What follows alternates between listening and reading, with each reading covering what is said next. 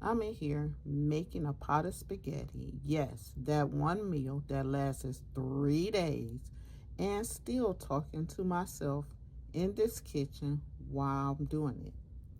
Girl, listen, I'm in here making spaghetti, having a whole TED talk with myself over this pot of boiling noodles. Kids yelling, "Ma," from 3 rooms away. Somebody asking, "What's for dinner?" while looking dead at the pot they clearly see what's inside of it.